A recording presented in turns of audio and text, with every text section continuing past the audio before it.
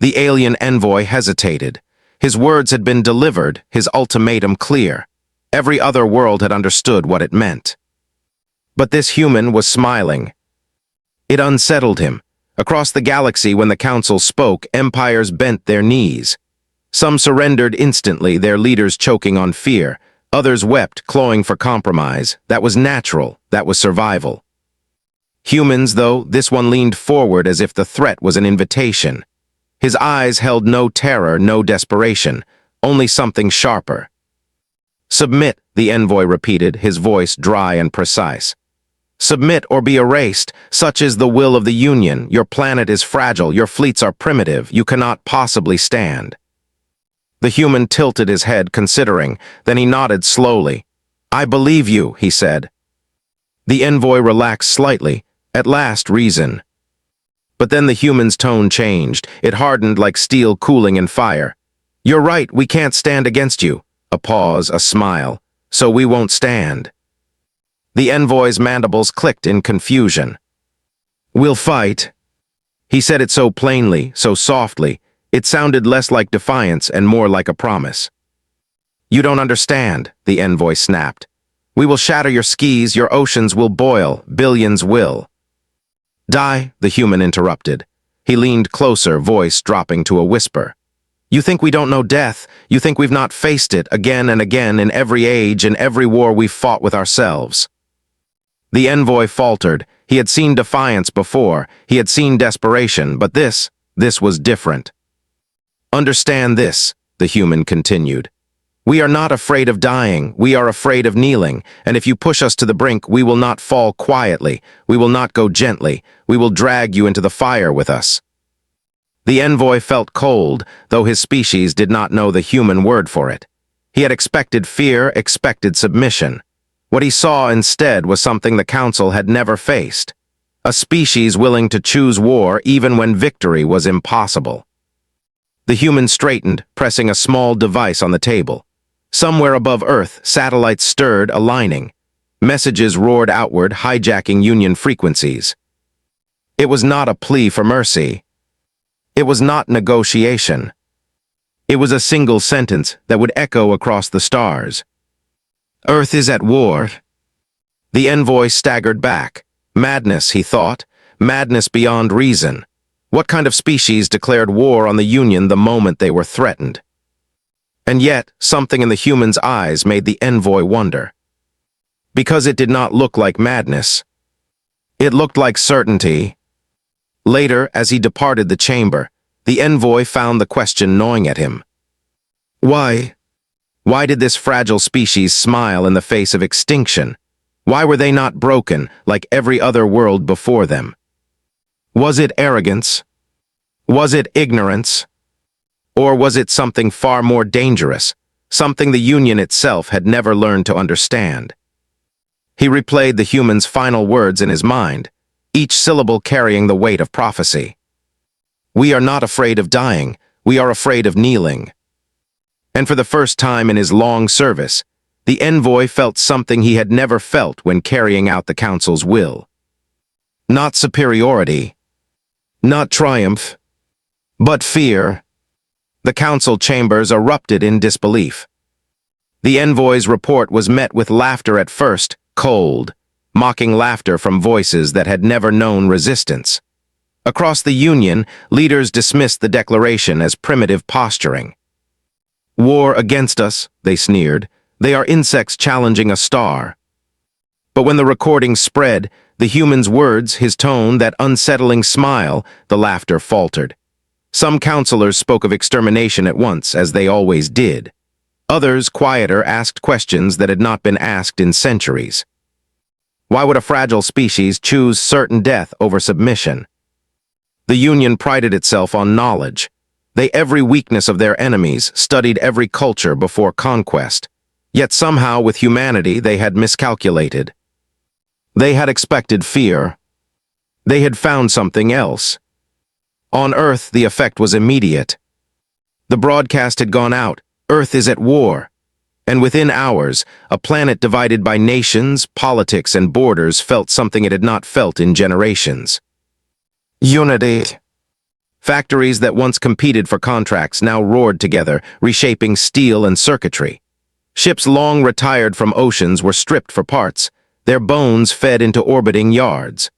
Scientists who had been rivals worked side by side, trading secrets once hidden behind flags. The world was not ready for war, but humans had never been ready, not once in their long history. That had never stopped them before. A farmer in Kansas sent his last harvest to feed soldiers he'd never meet.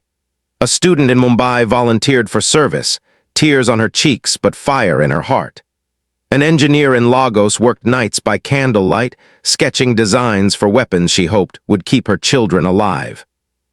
Billions of hearts, billions of hands, all moving with one will. For the first time in living memory, humanity was not fractured. They were one. And the Union, watching from afar, began to understand what they had awoken. The first fleet arrived within weeks. The Union had expected a slaughter, a demonstration to terrify Earth into submission before the larger war even began. Their ships blotted out the sky, each one the size of a continent city. Their weapons could split moons. Against them, Earth launched everything it had: patchwork fleets of old satellites, converted shuttles and weapons that by galactic measure were crude, almost laughable. But the humans fought as if they had already won. They rammed their ships into Union cruisers when their guns ran dry. They turned mining lasers into weapons strong enough to blind the sensors of battleships. They strapped explosives to vessels that would never return, and pilots smiled through the static as they lit the fuses. The Union took the skis. That much was inevitable, but not without cost, not without blood. For every human vessel destroyed, a Union ship limped away and broken. For every city leveled on Earth, a battleship fell burning into the atmosphere, shattering oceans with its death. The Council did not understand. Why waste live so recklessly? Why not yield when defeat was certain? But the humans knew something the Union did not. Defeat was not the same as surrender. Even in loss, humanity's defiance grew stronger. Children huddled in ruined shelters, whispering stories of pilots who had taken fleets down with them. Soldiers scavenged the wreckage of alien ships, wielding weapons still glowing with heat. Scientists measured every fragment, every shard of Union technology, turning tragedy into knowledge. Every wound the Union dealt, the humans turned into resolve. Every death became a reason to fight harder. And still the question remained, whispered in council halls and command bridges alike. Why? Why would this species, this fragile, short-lived species, fight with such ferocity when every rational calculation said they could not win? The answer lingered in the envoy's memory, the words replaying with every broadcast of Earth's defiance. We are not afraid of dying, we are afraid of kneeling. And with each battle, with each sacrifice, the Union began to realize something terrifying. Perhaps humanity was not fighting to survive. Perhaps humanity was fighting to win. The Union expected Earth to collapse within days. It did not. Cities were reduced to rubble, yes. Fleets burned in orbit, yes. Yet somehow, impossibly, the humans endured. Each morning, smoke rose from their ruins, and so did resistance. The Council grew frustrated. Entire species had bowed after the first strike. Why not these primitives? Why, when the skis burned above their heads, did their voices still rise in defiance? It was not their weapons. Those were crude, clumsy things. It was not their technology. By Union standards, humanity was barely past infancy.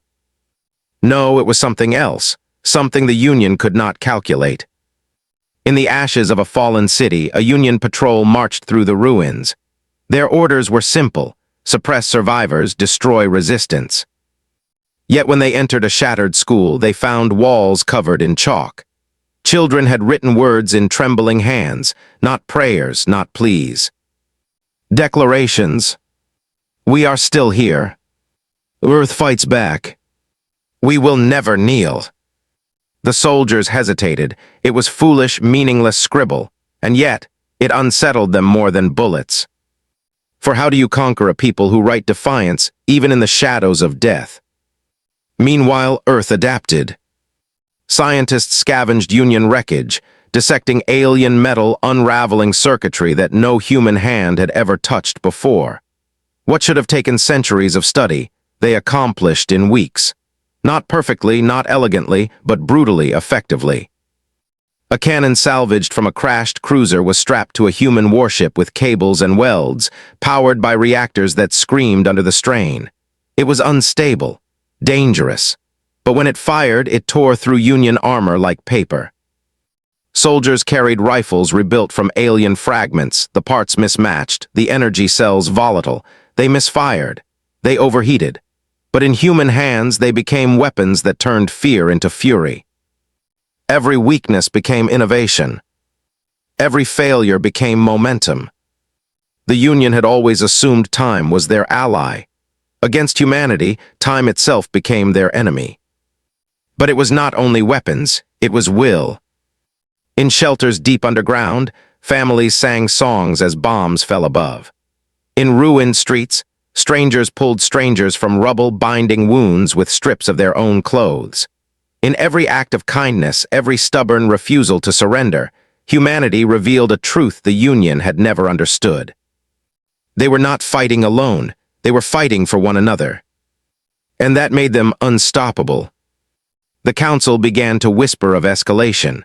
Entire fleets were called from distant borders. Planets already subdued were left with minimal defense, their garrisons stripped to hurl against Earth. Crush them utterly, the commanders demanded. Make an example of this world. Let all who hear their cries understand the cost of defiance. Yet in private, doubt spread. One counselor, ancient and cunning, spoke quietly. We have faced rebels before, but never like this. Others fought for survival. These humans, they fight for dignity. Do you not see? Even in death, they think themselves victorious. But no one listened. Pride drowned out caution. The Union had never lost. And they would not lose now.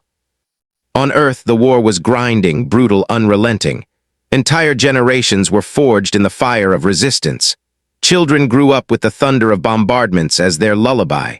Soldiers carved promises into the armor of their vehicles, for home, for family, for Earth. And still, amidst all the death and ruin, there were moments of laughter. Soldiers joking in trenches, engineers mocking the fragility of alien steel, pilots grinning through cracked visors as they dove headlong into impossible odds. The envoy, watching these recordings in disbelief, could not comprehend it. Why laugh in war? Why smile on the edge of death? Because humans knew something the Union never had. Laughter was not weakness. It was defiance made sound. The war should have broken them. Instead, it revealed them. And the galaxy began to watch. Whispers spread across conquered worlds. Beaten species, long resigned to Union rule, heard the broadcasts. They heard the stubborn voices from Earth declaring war against the impossible. And in those whispers, a question took root. If humans can fight the Union, why can't we? The Union had thought Earth was only a planet. But Earth was becoming something else. A spark, a symbol, a fire too bright to be ignored. And even the Union, vast, ancient, unstoppable, was beginning to wonder. Had they made a mistake? The Union had meant Earth's destruction to be a warning. Instead, it became an invitation. Across the stars, conquered peoples listened to human broadcasts as shaky signals bleeding through jamming fields, carried on frequencies meant to be silenced. They heard the cries from burning cities, the voices of soldiers who laughed as they faced impossible odds, the simple, unyielding declaration. We will never kneel. And something ancient stirred. On worlds where resistance had been crushed for generations, slaves whispered in shadows. Soldiers of conquered armies looked to the sky and remembered what it meant to fight. In broken languages and forgotten songs, the name of Earth spread like a spark in dry grass. The Union had thought fear was universal, but Earth had shown another path. And now the galaxy was watching. The Council raged at first, Reports of uprisings on fringe worlds, supply convoys ambushed by insurgents armed with scavenged weapons. They dismissed it as coincidence, a minor nuisance. But soon there was no denying the truth. Every new rebellion carried the same words. Every flag raised in defiance bore the same mark. Earth. The humans had become a symbol, not of survival, not of victory, but of refusal. And refusal, once it spreads, is a fire that consumes empires. On Earth, the war ground on. The Union brought more fleets, heavier weapons, armies bred for conquest. The Skis rained fire day after day. But the humans had already learned the Union's greatest weakness. Not their ships, not their weapons. Their arrogance. They had never fought an enemy who refused to break. They had never imagined a foe who would fight knowing death was certain, not for land, not for wealth, but for the simple right to stand unbowed. And so, humanity fought like no species before them. Engineers turned wreckage into weapons faster than the Union could destroy them. Guerrilla fighters struck from forests and deserts, vanishing like ghosts. Farmers carried rifles beside soldiers, defending fields already scorched by fire. Even the dying carried defiance on their lips. One transmission became legend. A Union fleet had leveled a coastal city. Amid the rubble, a single human signal cut through the static. The soldier's voice was broken, ragged, barely a whisper. Yet it reached every ear across the occupied territories. They told us to surrender. They told us to kneel. We cannot give you victory, but we can give you something else. We can show you that they bleed. Moments later, the transmission ended in silence. When Union scouts entered the ruins, they found the soldiers' beacon beside the wreck of a downed warship, its hull ripped apart by explosives wired by human hands. One man, one death, one battleship destroyed. And across the stars, hope ignited. The Council debated extermination, scorched earth protocols, a weapon that could erase not only armies but the planet itself. Burn Earth to ash, they demanded. Let no trace remain. But others hesitated. Because already, the Union had lost something greater than ships or soldiers. They had lost the myth of invincibility. And even if Earth was destroyed, the spark it had lit could not be extinguished. Already other species were watching, waiting, whispering. Some would rise openly, emboldened by human defiance. Others would wait until the Union weakened, then strike. The galaxy had seen what the Union feared most, not Earth's strength, but Earth's spirit. On the, humanity endured. Families lived in ruins, but still shared meals by firelight. Soldiers carried their fallen on their backs, never leaving one behind. Pilots painted their ships with names of loved ones, flying into battles they knew they would not survive. And even when the sky burned red, even when the ground trembled beneath alien bombardment, the human voice still rose, steady and unbroken. We are still here. The envoy who had once delivered the ultimatum watched all this unfold. He had been trained to see species as resources, worlds as prizes, resistance as foolishness. Yet as he studied the humans, as he replayed their words and their battles, something changed within him.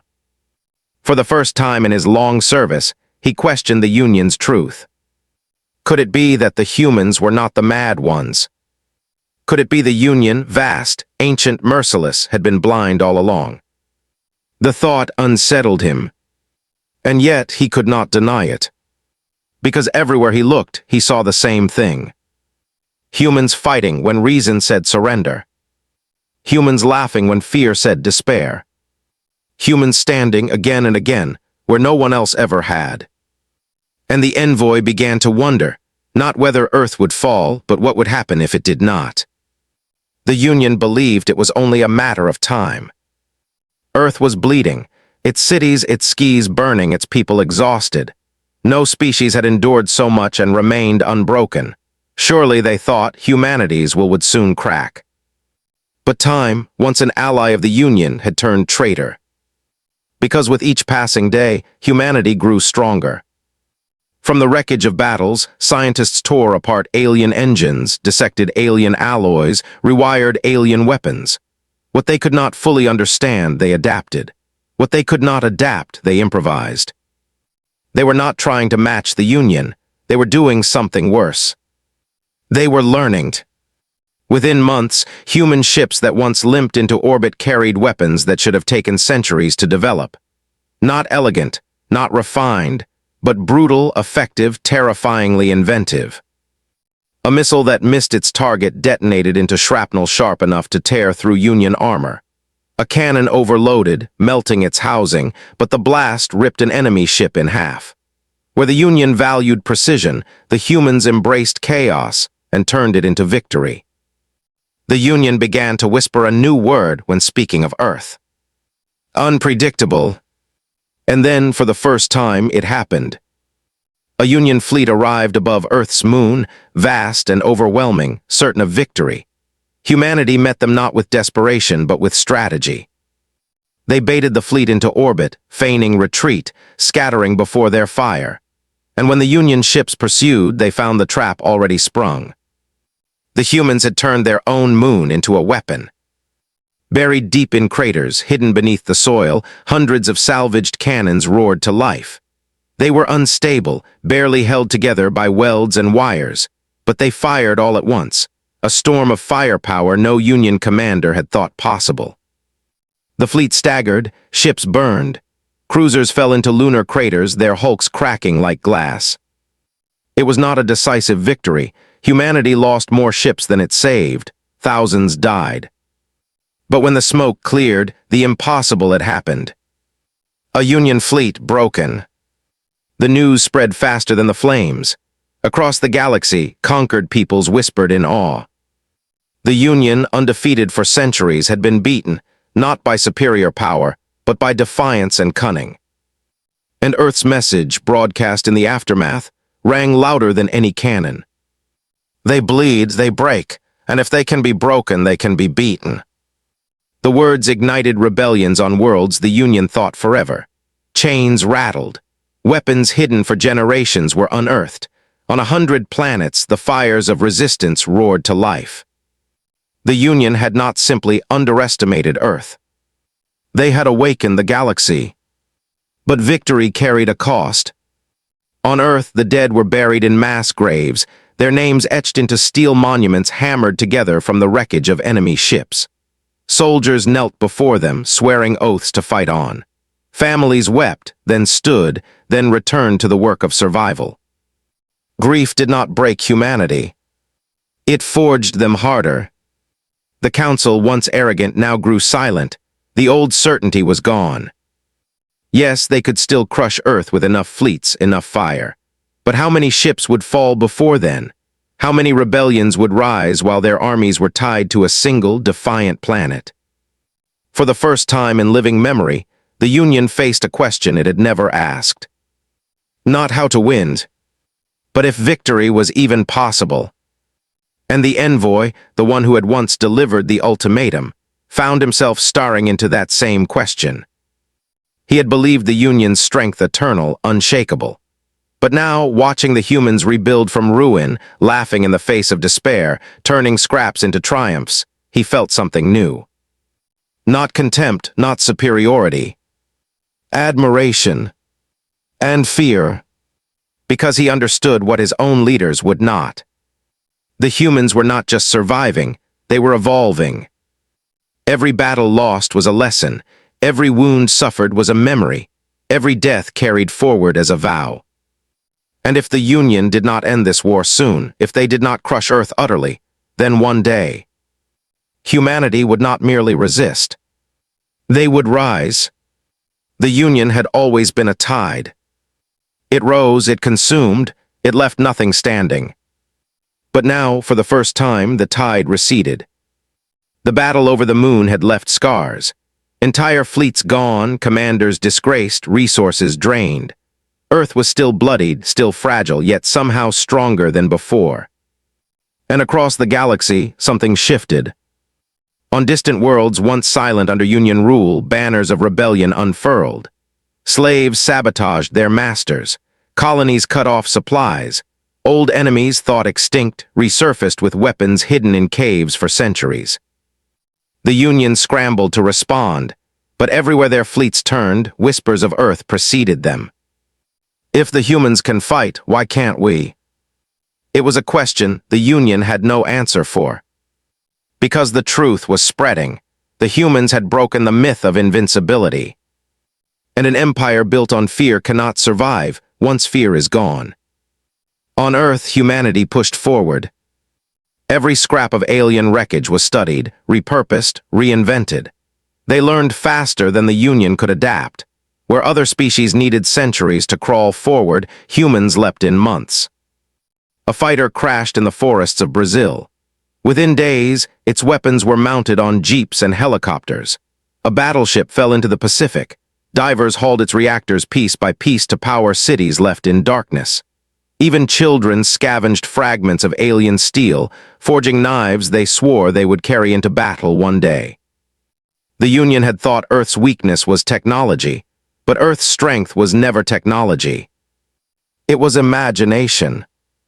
And then came the second great victory. Not in orbit, not in the skies, but on the ground. A Union army landed in the ruins of Paris, seeking to make an example of the city. They expected another massacre. What they found instead was resistance waiting for them, not soldiers but civilians. Old men and women, young workers, children barely grown, armed with scavenged rifles, homemade explosives, and nothing but fury. The Union forces advanced, streets burned, and yet block by block, house by house, the humans refused to yield. Days stretched into weeks. The Union deployed reinforcements, armored walkers, precision strikes. Each time they advanced, they were pulled into narrow alleys, ambushed in tunnels, struck from rooftops. And then, as the battle reached its peak, the true trap was revealed. Beneath the city, in sewers and catacombs older than the Union itself, humanity had been preparing. Engineers detonated charges, collapsing entire districts, burying Union machines in stone and fire. When the dust cleared, the army meant to crush Paris was gone. Humanity had not merely resisted. They had annihilated. The victory sent shockwaves through the galaxy. Earth had done the impossible not once but twice. A fleet broken above the moon, an army destroyed in the heart of a ruined city. And the message broadcast afterward cut deeper than any weapon. You thought us fragile, you thought us afraid, but we are still here. And if you want this world, you will pay for every stone, every street, every breath of air, until there is nothing left of you. The council was silent. Some demanded escalation, burn Earth to ash, unleash weapons so devastating that no trace of the planet remained. But others, for the first time in their reign, hesitated. Because Earth was no longer just Earth. It was an idea. A symbol of defiance carried in every rebellion, whispered in every uprising, painted on walls in blood and ash. Destroy the planet, and the idea would only grow. Already, Union soldiers began to question. Why fight a people who would rather die than kneel? Why fight a war where victory felt like loss and defeat was a certainty? Cracks spread through the empire, and at the center of it all stood humanity, bloodied, battered, but unbroken. The envoy watched this unfold, his heart heavy with a realization he could no longer deny. The Union had made a mistake far greater than arrogance. They had given the humans exactly what they needed, a reason. For centuries, humanity had fought each other, for land, for wealth, for power, divided, fractured. But now, for the first time in their history, they were united. And united humanity was something the galaxy had never seen. The envoy whispered words his masters would never dare to speak aloud. They will not fall, not now, not ever. Because in their defiance, in their fury, in their relentless refusal to kneel, the humans had become inevitable. The Union had always been the hunter. But now, for the first time, they felt hunted. Because Earth was no longer just defending. Earth was advancing. It began quietly, almost impossibly. A Union supply convoy vanished near the asteroid belts of Mars. The Council dismissed it as pirates. Then another convoy was lost. Then an entire garrison reported strange attacks, crude human vessels striking and vanishing before counterattack was possible. These were not fleets. These were not armies. They were ghosts. Human ships patched together from wreckage and steel, powered by reactors not meant to fly. They lacked elegance, lacked symmetry, lacked everything the Union considered civilized. But they worked. And more importantly, they terrified. Because the humans had turned the Union's greatest strength into weakness. For centuries, the Union had relied on fear to rule. But fear was a weapon humanity knew well, and now it was turned against its masters. In the black void between stars, human crews fought battles the Union could not predict. A corvette, its hull scorched and leaking air, rammed a Union destroyer and detonated its core. A squadron of fighters hidden inside a hollowed-out asteroid erupted like hornets, tearing through a cruiser's vulnerable flanks. These were not wars of conquest, these were lessons. Every strike whispered across the galaxy, "We are not trapped, we are not cornered, we can reach you." The Union, vast and sprawling, suddenly found itself bleeding at the edges.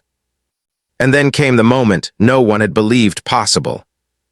A human fleet, small, improvised, fragile, jumped beyond Earth system, not to flee, not to hide. To strike. Their target, a Union outpost on the edge of conquered space. A fortress world, armored and fortified, thought untouchable. The battle was chaos. By all calculations, the humans should have been slaughtered. They lost half their ships in the first hour, but calculation had never ruled humanity. They fought with fury, with creativity, with the madness of those who had nothing left to lose. They turned the outpost's own defenses against it, rerouting captured codes, hacking systems they barely understood. They overloaded reactors, detonated ammunition stores, collapsing towers into smoking craters. When the Union reinforcements finally arrived, they did not find humans begging for mercy. They found the fortress burning, and painted in fire across the wreckage of its walls, a message written in crude, defiant script. Earth was here. The shockwave spread through the galaxy like thunder. No species had ever carried the war into Union territory. No world had ever dared strike the Empire at its heart. And now humanity had. The effect was immediate. Rebellions grew bolder. Slaves turned against masters. Soldiers deserted. Even Union citizens, long silent, began to ask questions that had never been voiced aloud. If the Union could be struck, was it truly invincible? The Council was furious. Fleets were mobilized, armies dispatched, yet the cracks widened. For every world, 2 more rose. For every rebellion crushed, 3 more ignited. And always behind it, the shadow of Earth loomed larger. The Union had sought to erase a single planet. Instead, they had created a symbol strong enough to shake an empire. On Earth, families listened to the transmissions with tears in their eyes. Sons and daughters who had left the planet as soldiers now spoke across the stars, their voices ragged but unbroken. "We are not done, not by far. They came to our home. Now we come to theirs." And for the first time in history, humanity felt not only survival, not only unity, but something else. Destiny. The envoy, once the harbinger of conquest, sat alone in silence. He had delivered the ultimatum. He had warned of destruction.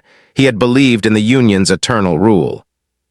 But as he watched the humans rise from the ashes, carrying war into the stars, he realized the truth.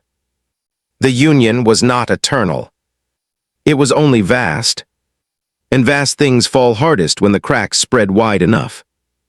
The humans had shown the galaxy the first fracture. And now nothing could stop the breaking. The envoy whispered words no Union mouth had ever spoken before. The war is no longer about Earth. The war is about everything. The Union gathered its might. Every fleet, every army, every weapon once kept in reserve. They would end Earth in one final blow, not simply to destroy a planet but to reclaim fear itself. For without fear, the Union was crumbling. The invasion began with silence. Entire sectors went dark as Union ships blackened the stars. Thousands of vessels descended upon a single blue world that still refused to kneel. They expected humanity to cower, to tremble at the sight of the Empire's true strength. Instead, they heard a voice. It echoed through the void, carried on every frequency, every channel, every stolen network the humans could touch. A voice steady, calm, unyielding. You came to erase us, you thought fear would rule us, but listen well, we are not afraid, you may kill us, you may burn our cities, you may drown our world in fire, but you cannot break us, and you cannot silence us, because we are humanity, and humanity does not kneel. The words carried further than any weapon, further than any fleet. Across the galaxy, rebels rose with a cry, "We do not kneel." The battle for Earth was apocalyptic. Union ships rained fire until oceans boiled. Human fleets, fragile and patchwork, rose to meet them and were torn apart. Yet each time a ship fell, another surged forward. Pilots dove headlong into cruisers, detonating themselves with a smile. Soldiers launched missiles from rooftops already collapsing under bombardment. Families in bunkers prayed not for survival, but for the strength to stand one more day. And still, impossibly, humanity endured. Then the impossible became undeniable. In the chaos, human engineers triggered their final gamble, the culmination of months of desperation and genius. From the wreckage of captured ships, from technology stolen piece by piece, they built a weapon not meant to defend, but to end. When it fired, the void itself seemed to shatter. A beam of raw energy tore through the heart of the Union fleet, cutting battleships into fragments, sending shockwaves across the heavens. The Union had brought its full strength to Earth. And Earth broke it. The Council was silent. Worlds once ruled in terror erupted in rebellion. Chains snapped. Garrisons burned. The myth of the Union collapsed in a single breath. And at the center of it all was Earth, battered, bleeding, but alive. Humanity had not won because they were stronger. They had not won because they were wiser. They had won because they refused to lose. The envoy, the same who once delivered the ultimatum, now stood among ruins. He looked upon a people who had endured fire and ash, who had laughed in the face of extinction, who had chosen death over submission and lived. He realized then that the Union had never truly understood humanity. They had measured their weapons. They had measured their fleets. They had measured their fragility. But they had never measured their spirit. And spirit, once unchained, is stronger than any empire. The war did not end that day. The Union still existed, fractured but vast. Humanity still bled, still buried their dead, still rebuilt from ashes. But something greater had begun. Across the galaxy, banners rose bearing a single word, not Earth, not war. Hope, because if humanity could defy the Union, then anyone could.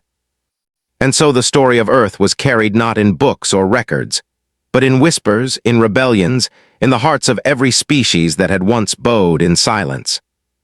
The story of a fragile world that stood against the impossible.